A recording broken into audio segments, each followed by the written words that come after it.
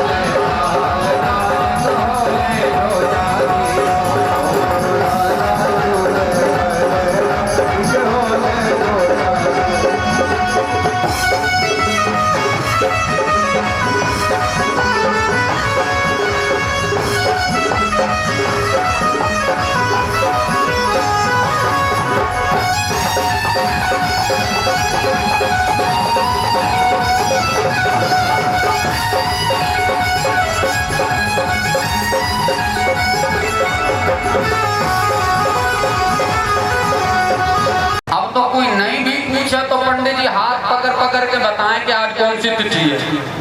क्यों, अब तो जानने लगे, अब तो प्रचार कर दियो पंडित जी ने, सुनो अब तो हम पंचांग देखो सीख गए, और अब तो हमसे बड़ो ज्योतिषी कोई ना है, बहुत पंचांग देखो जान गए हम। अब धीरे धीरे भयो का 10-20 महीना भर गुजरो, गांव में बड़ाई होने लगी पंडित जी की। अरे भैया अब तो अपने पंडित जी बहुत जानकार रह गए, तिथि पूछ भी जावे तो तुरंत बता देंगे। अब तो गांव भर में बड़ाई होने लगी पंडित जी की। एक दिन भयो का कि पंडितानी गई मायके, और मायके गई, मायके से लौट के जब महिला आवे, हर घर में देखना तुम ध्यान, मायके से लौट के जब घरवारी आवे तो घरवारी बड़ी साफ सफाई सूझे। फिर देखो मायके से आवेंगी तो रसोई की सफाई, फिर ऊपर छत की सफाई, फिर बर्तन की सफाई। भले ही पति ने बर्तन माज के रखे हो में तो दोबारा आए के माजे हैं। घर में झाड़ू लगो हो तो झाड़ू लगा में, पोछा लगा में। मायके में पतो ना कहा खावे, इतनी ताकत आ जाए इनमें कि ससुराल आए का 2-3 दिन तो डटे नहीं। फिर देखो कितना काम करें, जोर जोर से भग भग के। अब पंडितानी गई मायके, लौट के आई तो सफाई सूझी पंडितानी ने सफाई करी। पंडित जी के नहाए, और पंडितानी ने सफाई करी तो कहा करो जो अलग अलग रखी मट्टी के ढेला, जो अलग अलग खड़ी रखी, पंडितानी ने कही पंडित जी को लक्षण आयो ना है, मैं तो इनसे परेशान है गई हूँ, ज्यादा इनसे ब्याह भयो है या आदमी सुधरो ना है, या आदमी में लक्षण आए ना है, कितनो समझाऊं पर जा में अकल ना आई। कहा करो देखो ये खड़िया अलग अलग अलमारी में रखी, एक ही जगह रख देते तो काफी घर जाते इनको। तो मैया ने ले वो सबरी खड़िया एक कटोरा में। तो आज कौन सी तिथि है? पंडित जी बोले आज तो गड़बड़ तिथि है, सब गड़बड़ है, तू तो कर ले। मैया ने सोची ऐसी गड़बड़ तिथि वालों पंडित तो ना है जी, तो कहा करूं, बोले परीक्षा करके देख लो। तो मैया जसोदा ने कहा सोचो कि रोहिणी को बेटा अपनी गोद में रख लियो, तो अपना बेटा रोहिणी की गोद में।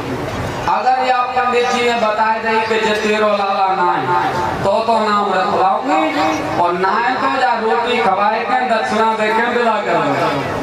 मैया ने रोहिणी को बेटा अपनी गोद में रखे और सामने आई। गर्गाचार्य तो ज्योतिषी है, महान ज्योतिषी। देखो कोई यजमान पंडित जी से पूछ के आया, और बाटे पे 3 तरह के लग्न हो गए, चर, स्थिर और दुष्स्वभाव, 2 स्वभाव। तो दुष्स्वभाव लग्न में अगर कोई यजमान प्रश्न करवे आयो है, और वाम लग्न में अगर पाप ग्रह बैठो होवे, तो समझ लो यजमान पंडित जी की परीक्षा लेवे आयो है। तो लग्न को शोधन किया। आचार्य गर्गाचार्य ने जैसे देखो कि तो स्वभाव लग्न में पाप कर बैठे हैं, मैया बाबा समझ गए मैया मेरी परीक्षा ले भी आई है।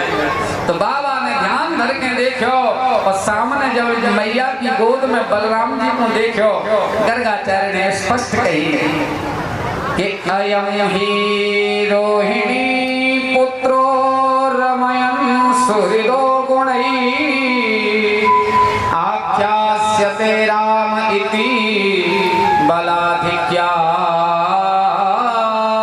बलम विदुः। मैया जो तेरी गोद में जो बैठो है, जो तेरो लाला ना।